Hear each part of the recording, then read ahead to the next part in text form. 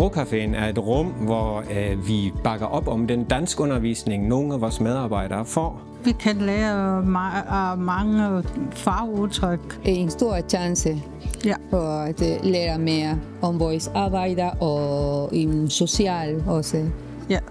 Det er en forberedelse til serviceassistentuddannelsen. Der skal man klædes på sprogligt, men der ligger også noget arbejdsmiljø i at kunne begå sig og kunne snakke med andre faggrupper.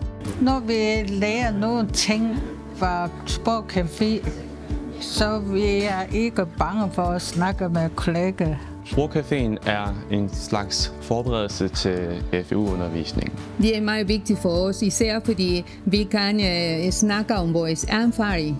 En sprogcafé den varer cirka 2 timer, og vi mødes en gang om ugen. Vi får nogle specialister ind og fortæller om nogle arbejdsrelaterede emner.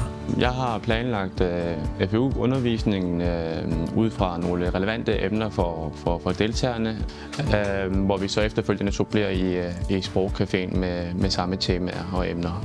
De snakker om ergonomi og hygiejne og nogle indgangsting, det er vi brugt hver dag.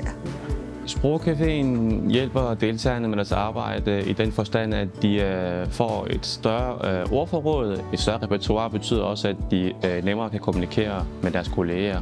At møde med andre på Sprogcafé, det gør mig sikker.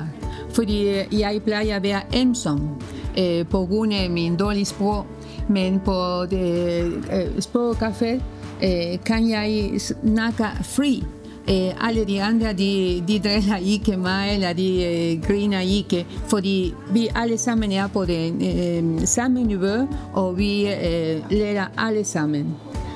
Det AUH får ud af at lave sprogcaféerne, det er, at vi giver vores medarbejdere et løft, en opkvalificering og et sprogligt løft, og det giver sidste ende også noget sammenhængskraft til arbejdspladsen og til Aarhus Universitetshospital.